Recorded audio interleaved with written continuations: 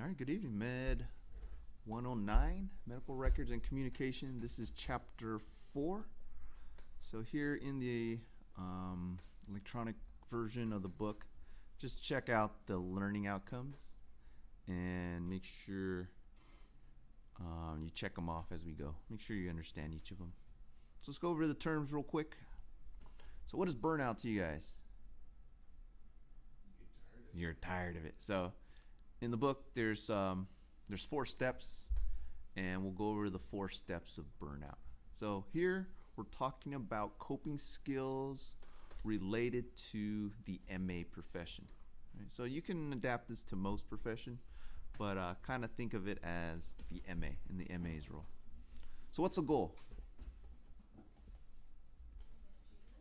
Like an achievement? So not the achievement itself, but it's the moving towards, working towards, and putting the effort towards the achievement, right? So that's the goal. So inner-directed people, they have their own goals. So their own internal pressures direct them. So the result or achievement towards the goal. Themselves. Long range, how many years for long range? Yeah, about 3 to 5 years. So for the textbook, they're going to use the long range about 3 to 5 years in their case.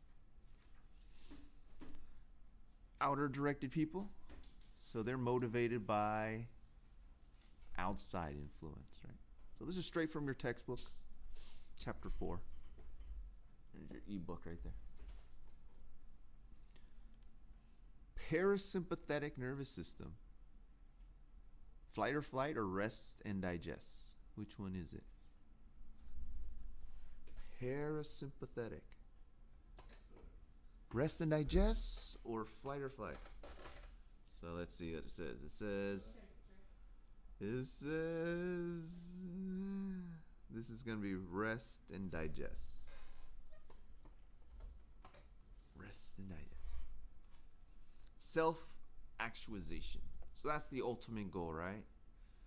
So we want you to be all that you can be, right? So if you can't believe it, you will not achieve it. You are only limited by your beliefs, right? That's it. So if you believe you can, then yeah, you can work towards it. Short range goal, so this is going to be less than 3 years.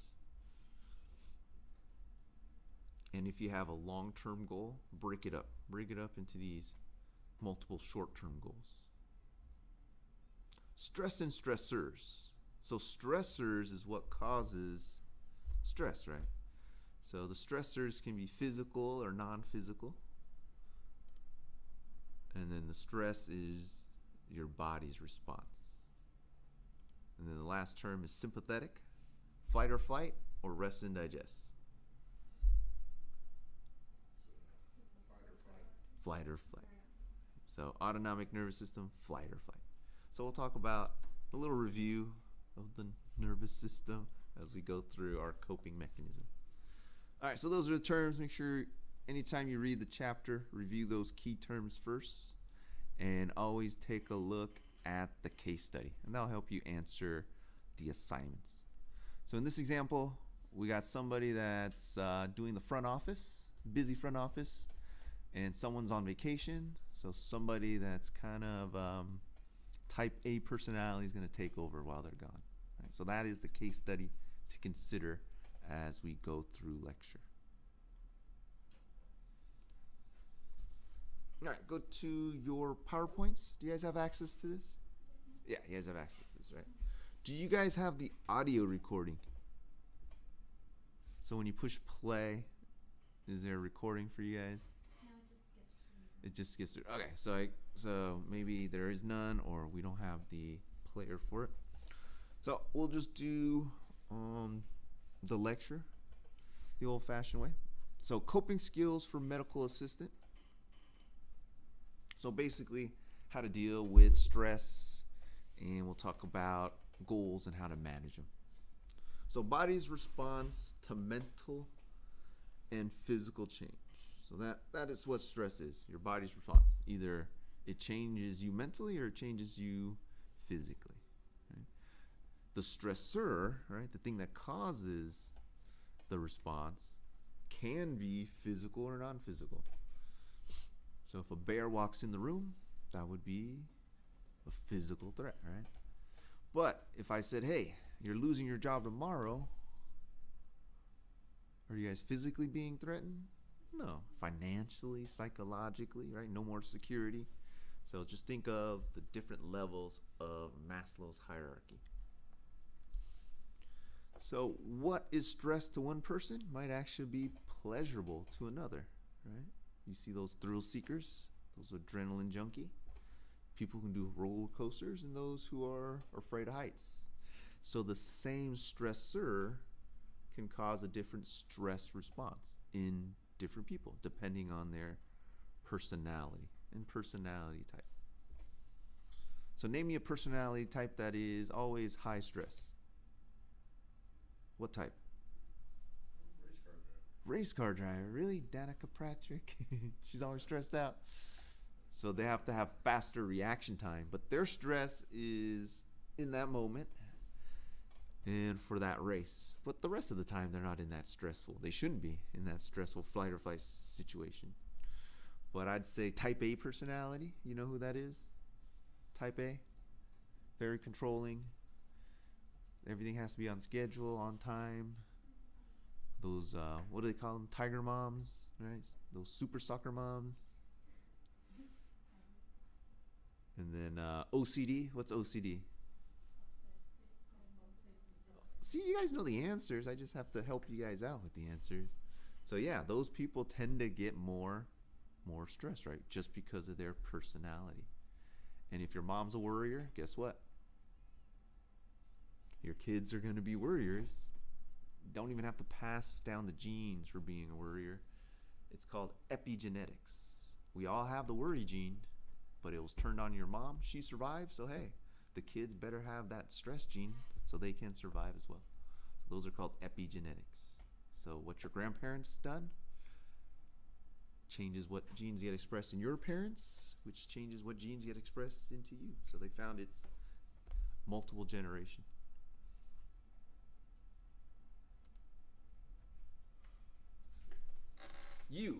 Euphoria, utopia, right? U is good. So the prefix U is good. So positive feelings.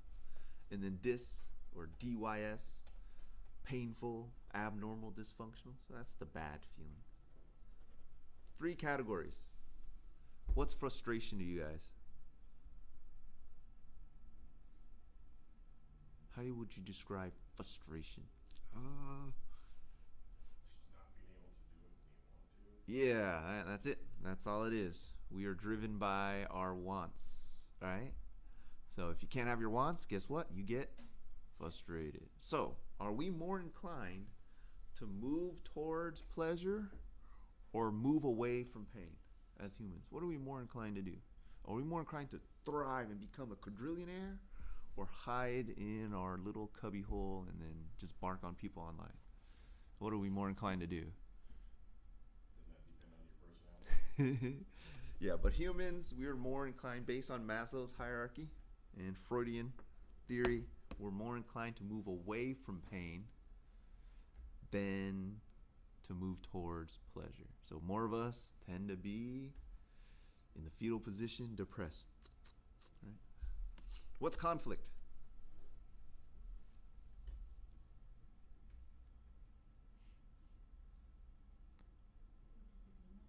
A disagreement. It could be in the case of stress, what they're talking about is you have to choose between 2 things. All right. So you have conflict on your time, right? So either you become a mother or you go to work. You get your education or you start your career early, right? So that's conflict, where you have 2 things that are equally important to you and you got to pick. What do I do? Do I start my family? But I'm 35. My biological clock is ticking, right? Internal conflict, biological conflict. And then lastly, pressure. So you can put pressure on yourself. Society can put pressure on you, your family, your friends, work-related pressure. So internal or external pressure. So those are your stressors. But if you can identify them, if you know how you respond to stress, then that's half of the battle, right? So how do you guys deal with stress? I don't deal with stress. So no yoga. Do you guys do yoga? Some cultures, you start yoga while you're like 2 months old, right? And then throughout your whole lifetime, you know how to deal with stress. You do that yoga stresses, poses, breathing, meditation, relieve stress. So short duration stress or acute stress, that is the fight or flight response. So while we were evolving, and if there was a lion, tiger, bear that jumped out in front of us, we get that rush of adrenaline. Where does adrenaline come from? Adrenals. Where are the adrenals? Your renals, they're added on top, right? So your adrenals are the glands right above your kidneys, and they produce epinephrine and norepinephrine, known as adrenaline. So when you get startled, you get that adrenaline rush, right? So what are the symptoms or the responses in flight or flight? Heart rate up or down? Heart rate up. Breathing up or down? Sugar in the blood up or down? Up. Digestion up or down? Do you want to fight and digest at the same time? No, you can't. So that's why some people, when they get scared, right? My energy is ready to fight. I don't have to worry about digestion, right? So it's not their fault. It's their autonomic nervous system. So that's good because it prepares us to run away from the bear or stand there and fight the bear, right? Do you guys know how to kill a bear? No. What they used to do is they throw something at the bear to distract it, and then with the spear, they'll stab it in the heart. So that's just how the Native Americans did it. Long-term stress. So we get that adrenaline rush, and then we calm down again, right? The parasympathetic nervous system kicks in, balances out our stress, and we go into rest and digest mode. Long duration stress, episodic or chronic. Now, this is what kills you. Right? Every day, you wake up, you work one job. We're Americans. What do? We work 3 part-time jobs because nobody wants to hire us full-time because we don't want to pay benefits, right? So we got tons of job, tons of stress, and that's day after day after day after day after day after day. Americans take the least amount of vacation. The least amount of vacation granted and the least amount of vacation taken. Because if we're not working, guess what? Somebody else is going to work. They might take her. So take your vacations. Both negative and positive effects. So we talked about the immediate positive effects, right? It was in our survival instincts. So if a car or somebody jumps right out in front of us, right? We get that little adrenaline rush, stems up our QD, and we act quicker. Some of the negative effects, cortisol, that stress hormone. You guys heard of cortisol? You guys know what it is? So it's from the cortex of the adrenal gland. It lowers your immune system, increases your fat retention. So stop stressing out, you'll lose that fat, all because of cortisol, your immune system stress response.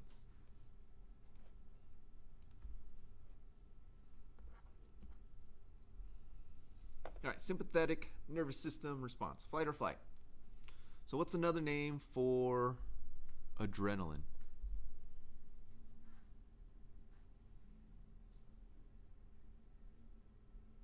Epinephrine or norepinephrine, right? So adrenaline, epinephrine, same thing.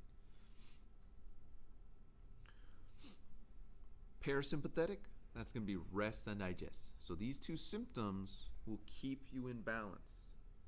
Now you can see how we get a little bit of stress every day, all day long. You wake up late, right? You're late for work. There's no more hot water in the shower. Right? You burnt your toast. You stepped on the cat on your way out. You slam your finger in the car door. Somebody cut you off. You're late for work. Your boss yells at you. You forgot your homework. Right? And that's just your first job, and it's not even lunchtime yet. You're in the drive-thru. They got your order wrong. You had to drive again. You didn't have time to eat your lunch. So it builds up, builds up, builds up, builds up. And then at night, 11, 12 o'clock, we're still on our screens. We take a little bit of nap, and then we wake up and do it all over again. So be careful. Stress will kill you. The prolonged accumulation of the stress. Short-term stress, survival. Long-term stress, killer. The general adaptive syndrome. So for those who have PTS, I think they just call it PTS now. They don't call it a disorder anymore. They just call it post-traumatic stress. This is a dysfunction in their system. Right? So normally when you perceive stress, you get that alarm signal, right? So for most people who have a little bit of anxiety, you can see it. They pay attention. Somebody new comes in the room, they focus on them. So that's your alarm. Then you get that adrenaline release, right? Increased heart rate, increased breathing, increased sugar, blood pressure goes up, no more digestion. And then either you run, you fight away. You run or you fight. And then have you guys heard of the adrenaline dump? Like athletes, they'll get that adrenaline dump. Or combat athletes, boxers, MMA fighters, even soldiers. They'll get an adrenaline rush. It puts them in the zone. So they're at flow state. They don't even have to think because they're in that adrenaline rush. But it's taxing to the body. Right? Time flies. They analyze everything quickly. It's like a baseball player hitting a 500-mile-hour pitch. Right? They're just in the zone dialed in. So once you get that adrenaline dump, then your body shows the fatigue. And then the parasympathetic system will bring you back. So that cycle is the normal cycle. However, if you have a very stressful situation, whether it's trauma or a military situation, it messes up your endocrine system. And now your response to the alarm, right, you go straight to flight or flight, where usually it takes a lot bigger alarm to get you through this cycle. Right?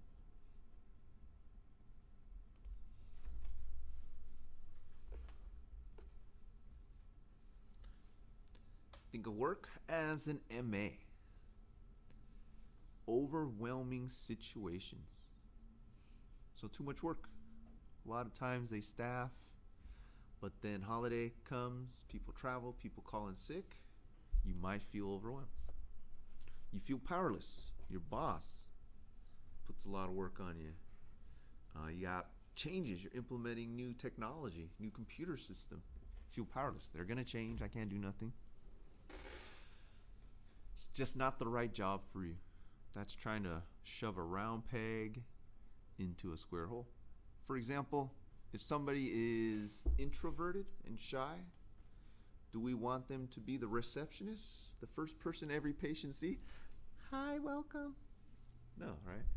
If somebody's outgoing, you're not going to stuff them in the mailroom down in the basement, right? You should probably switch those two if possible. Utilize the correct role for your employees. Are you going to see traumatic things as an MA? Depends on your setting, right? So just be prepared for it. The thing you're never prepared for is the smell. Whether it's burning flesh or just the iron of blood that's dry and thick in the air. Those are the things that you can never prepare for. The release of fecal matter when the body goes into cardiac arrest, or the vomit, it's the smell that gets you, and it's the most powerful thing. So prepare for that. Good thing they have not invented smell-o-vision yet.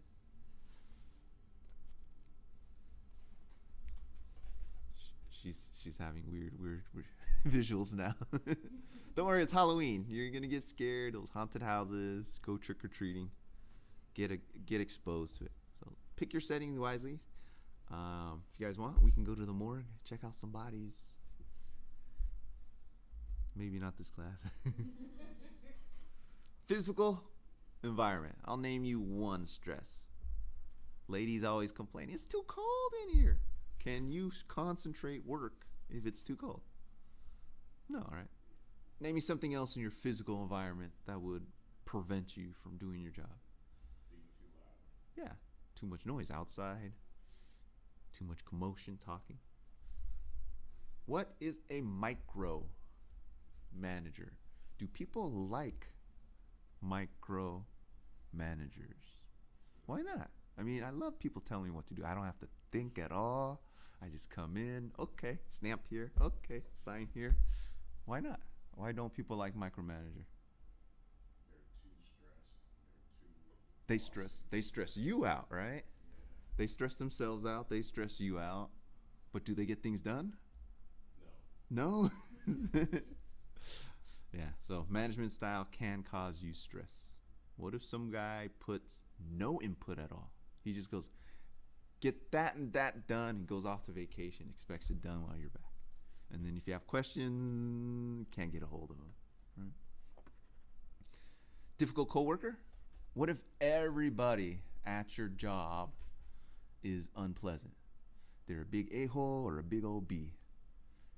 Well, what if that's the case? What if that's the case? Everybody at work. What do? No, you don't beat them all up. You have to think, am I the problem? Right? Is it me that can't get along with everybody? Or is it everybody else that's bad? So maybe. Then you'd have to think of Maslow's hierarchy. I'm at the top after I beat them all up. Yeah. Job instability, definitely. What jobs are recession proof? Name me a job that people are going into. They're opening up these nail salons, these pet walking business, cake decorating business, child dresses or whatnot, right? Are those businesses recession proof? No. So everyone who, right now, business is pretty good, economy is pretty good, everyone has money to spend on their dogs and their nails and their hair and get these extra 6-packs or whatnot. But once the economy crashes, starts tumbling down, then yeah, everyone's gonna have a lot of stress. They used to commit suicide, right? Great Depression in the 30s, what did those bankers do? They jumped, right? Because so much stress. Not only did they lose their money, but they lost their friends' money, everybody else's money. Technology change, enough to drive some employees to retirement. They can't cope. All right? Has anybody held a newspaper in their hand lately? A physical newspaper. Really? What's the newspaper in San Diego? No, it's owned by the LA Times. So it's no longer even San Diego newspaper. We don't even have a local newspaper, everybody, because everything is online, right? So where did all those jobs go? Where did all those writers started doing? They started freelancing like crazy online, so they still have a job. Print is gone almost. So your textbook? Do you even have a textbook now? You stop laughing. Organizational size. So when it trickles down to you guys, probably entry level, you guys feel like, hey, my input probably is not going to cause any change or any impact. And if there is change, usually you have no impact, right? What is specialization? Over specialization. Well, specialization is good, right? But over specialization puts you in a niche, which makes you, well, technology change, you don't adapt, and yeah, jobs instability if you can't adapt. So that's being specialized doing one thing. So if you're on Henry Ford's assembly line, your only job was to hammer in the hubcap. And that's it. That's your only job. Doot, doot. Nowadays, they got a robot to do it. So what job are you going to do now? You lost your job. Right? So don't over-specialize. Be an expert. But make sure you dip in everything.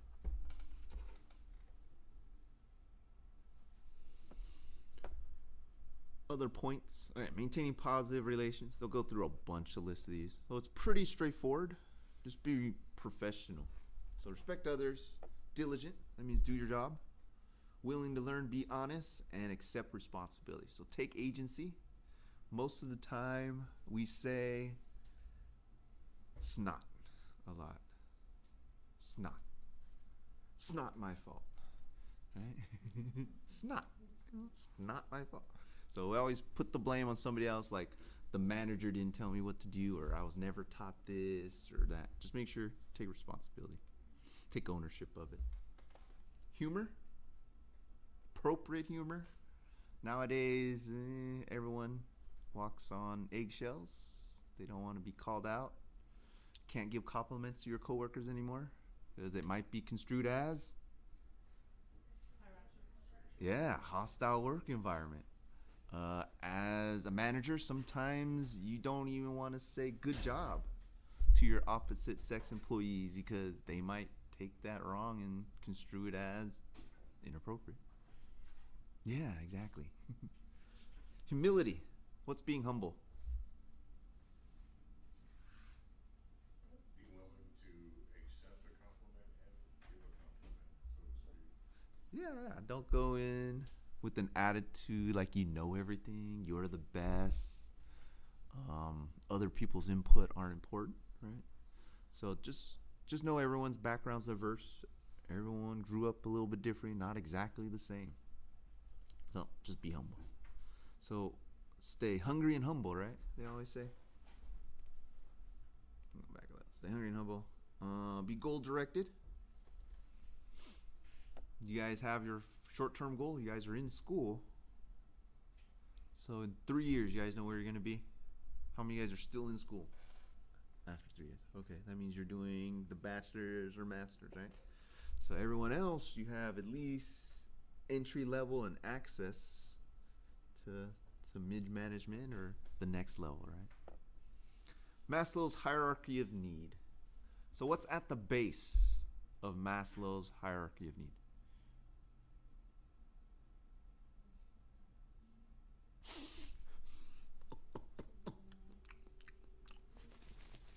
Physiological needs, right? So that's your basic survival need. So when you don't have those things, what does your body do?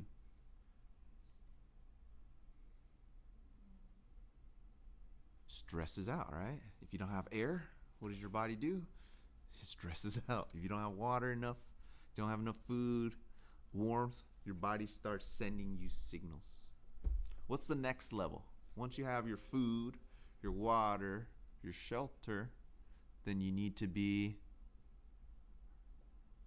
safe from harm, right? So you got your physiological needs. Now you're safe, right? No one's gonna attack you. There's plenty of police. We have laws. You got this house above you, this roof. You're not gonna be attacked by a bear anytime soon. What's the next level? Next level of need. You need to be what? Yeah, feel love and belonging, right? We are all tribal, right? No man is an island, right? Very few people can be by themselves most of the time for a long extended period of time. Next is esteem, and then lastly, be all that you can be, which is self-actuation. So, what motivates you? So what do you guys want to do? What do you guys want to be? Are you there? How do you know you're there? What are your goals? Do you have them? No?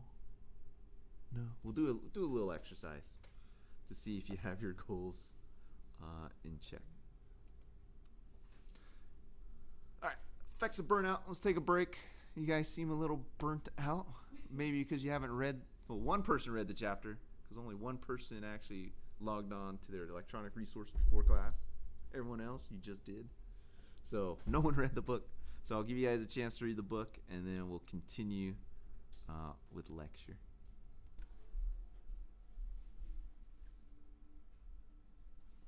All right, welcome back. Before we continue on with Burnt Out, let's just take a look at Maslow's hierarchy.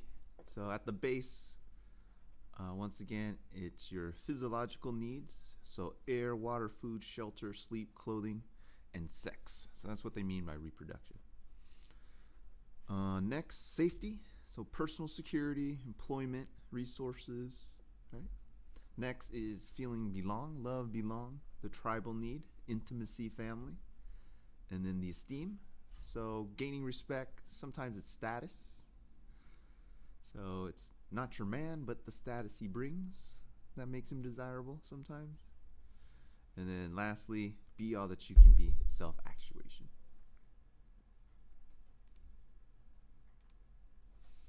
All right, burnout. So the stages of burnout. So first on the job, you love it. You're ready to go. You're excited. You have the enthusiasm. You say yes to everything. You want to learn everything, right? And then reality starts to set in, and you start to see things for what it is, right? Maybe it isn't as exciting as it used to be, and now everything is monotonous. It's not new anymore, right? So we'll talk about things to prevent burnout. Then you get the dissatisfaction phase, where you start your coping mechanism. So if you're not satisfied with your job, name me one thing you do to cope with your dissatisfaction. What might you start doing? What behavior or things that might happen? You guys are all satisfied at work? Yeah? How about relationship? If you're dissatisfied in a relationship, distance yourself. Yeah. So for a lot of people, they cope by drinking, partying, right? Different coping mechanism. So everything we do, a lot of times, is to deal with anxiety. Why do people smoke? Deal with anxiety. Why do people overeat? Deal with anxiety. Why are people promiscuous?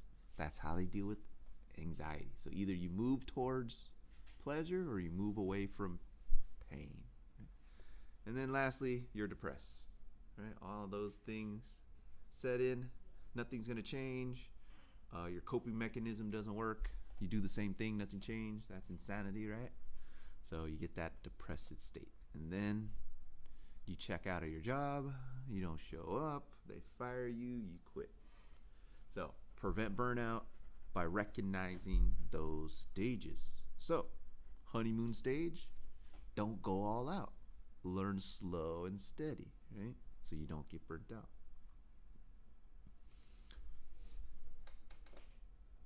Results physically. Weight gain or weight loss. You might get a little depressed. Your bipolar symptoms might kick in. So you might become manic, which is super, super happy sometimes, and then depression sets in. Psychologically, might trigger some illnesses as well, or conditions. Who is most vulnerable to job, work, burnout? Everyone? Okay. Someone with family and friends, or someone without families and friends? Who's more likely to get burnt out? Without family and friends. Someone who has a good support group and clubs that they meet and go with, bunch of buddies where they can, do that water cooler talk, versus somebody who is a loner, introvert, and only communicates via electronic means, right? They're more likely, more vulnerable to get burnt out because they don't have that support group that they can go to and talk things out with, or give them ideas, or just tell them everything will be okay, or I'm there for them. Personality types that are susceptible to burnout. So we mentioned one type, right? That type A personality, right? Everything needs to be done. They kind of micromanage. Everything needs to be on time, deadline. So for them, if they miss a deadline, how do they feel? Failure. They feel like it's failure, right? I didn't accomplish all my goals. I'm type A. If I don't get everything done, if my kid doesn't get in Ivy League school, they don't win their soccer tournament, right? As a Tiger mom, I'm not happy. Same thing. So those personality types more susceptible. So recognize how you work. That way you don't get burnt out. So what do you do when you get burnt out of a job? Is it the career or is it just that location? Are you going to change location or change careers altogether? So a lot of things to think about when you enter into the work field. Managing stress. I mentioned a little bit about other cultures. It's built in. They do some kind of yoga, some kind of physical activity. It might even be martial arts, that Tai Chi, or some acupressure. Anything to relieve stress. So one thing is, in the honeymoon phase, you don't have to impress everybody by taking on every task that's handed or suggested to you. Learn to say no. And that is very powerful. All right, 2 words, not just for toddlers, no. This is the sign language for no if you guys need. So when your toddler can't speak yet, no. No. What's yes? You guys don't. So snap your fingers, that's a no. Prioritize or delegate. So if you have a lot of work and it seems overwhelming, if you can, ask your supervisor to delegate. So if I have classes, there's too much students, too much work for me to do, I call my dean. Hey, guess what? You booked me too many students. I'm gonna need some help. So can you correct everybody's stuff, right? So that's possible. I can do that. As an MA, make sure you know what tasks that you can delegate to others based on your supervisor's approval. Change up your environment. So one thing is the holidays. To keep the mood up, change it around so you don't go insane. So what holiday is it? No, it isn't. It's just one gigantic 3-month holiday, right? It's all mixed in together.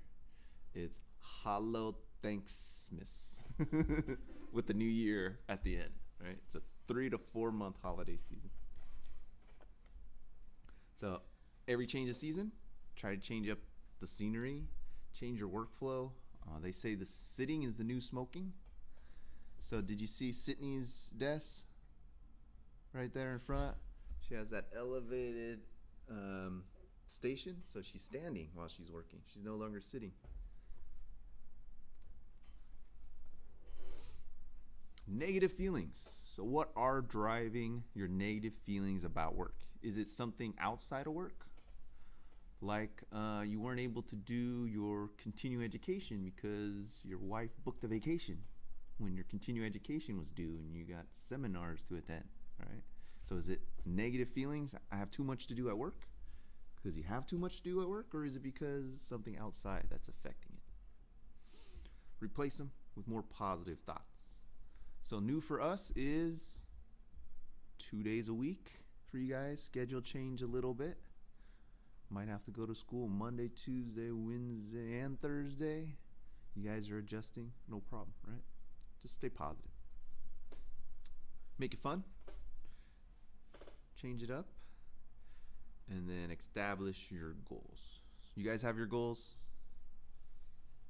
You guys have your vision board? Yeah, you do. Don't lie to me. You guys all took that course.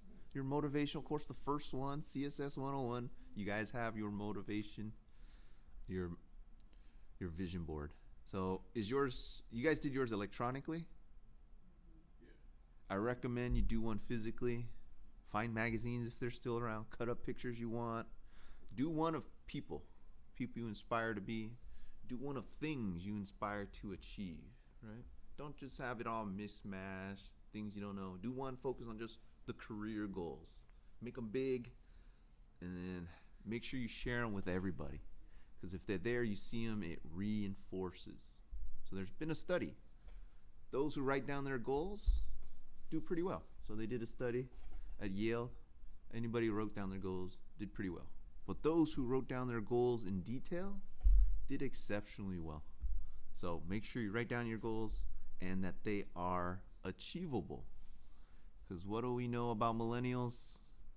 They lack, what's the rumor about millennials? They lack motivation and confidence. So if they get a setback, you got to give them a participation trophy or they don't want to play anymore, right? So That's kind of the workers you may have to deal with, right? They're outgrowing the baby boomers right now. They're replacing the baby boomers. So 7,000 a day baby boomers retire. That means you got 7,000 newbies, millennials, replacing them in the workplace.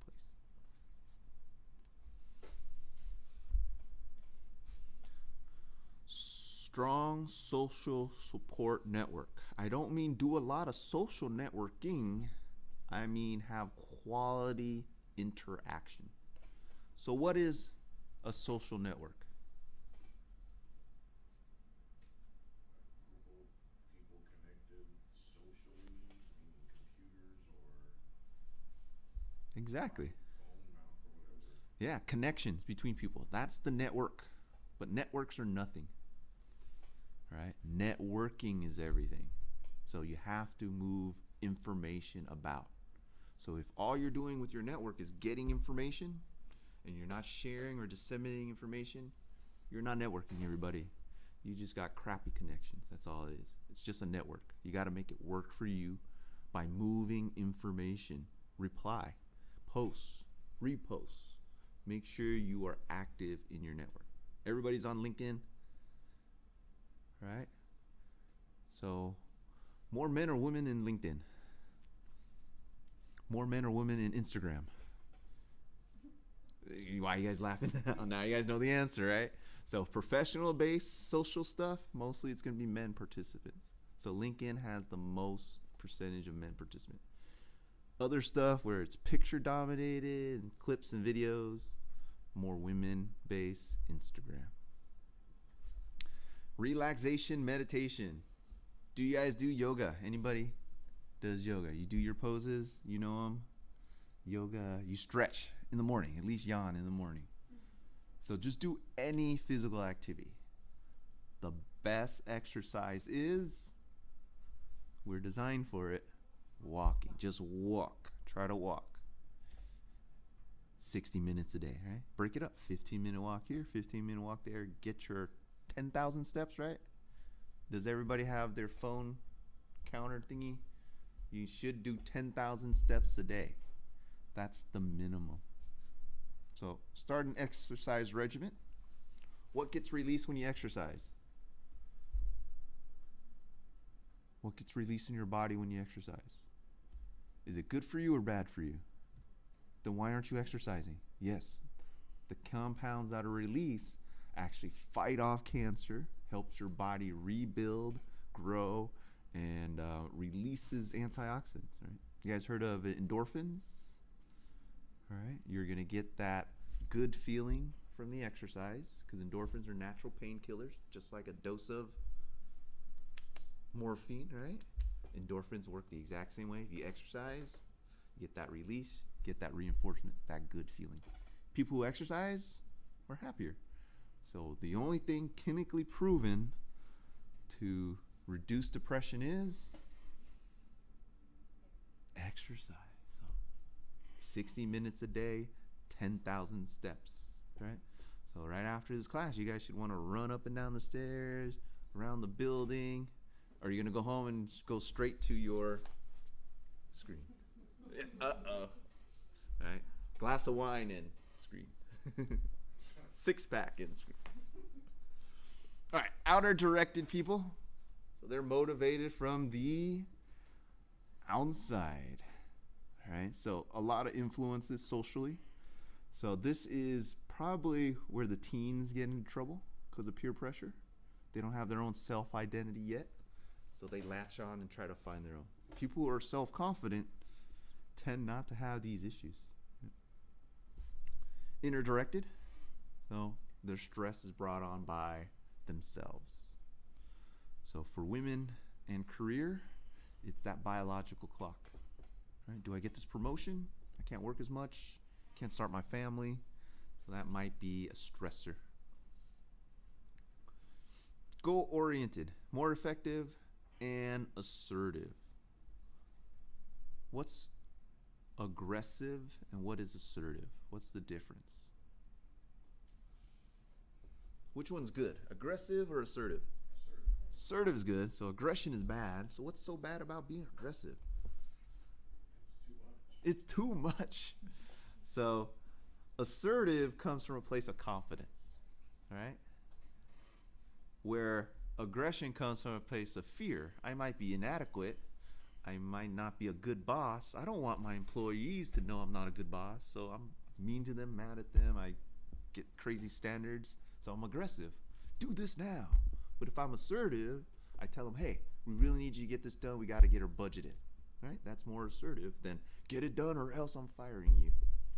So try to be. The person who he's not saying it out of fear. He's saying it because he's just, or they're just an ass because they know they're good and they're expecting others to be on their level. So high standards, yeah, that's still a form of aggression. They know what they're doing. They're the hothead, right? The hothead boss, my way or the highway. That's aggression. So when you're more democratic in the way you deal things, that's being assertive.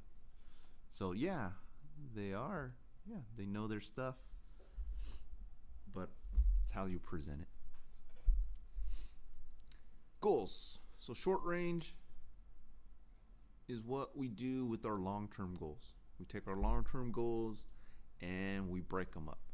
So in actuality, there is no such thing as a long-term goal. They're all just short-term goals. So if you break them down, make them achievable, then you'll reach your ultimate goal better. All right, lastly, get your vision board from that first class. If you have it electronically, print it out or have it as your screensaver, because that's your affirmation. So on your phone, what's the screensaver on your phone? Is it a family photo? Is it a peaceful photo? Is it a nice car? Or is it something that gets you upset? Because you're going to be looking at that screen 20, 30, 40, 100 times a day. Your unlocked screen, put something positive there. That way, 100 times a day, you get that little smile. Stress reliever, instant stress reliever.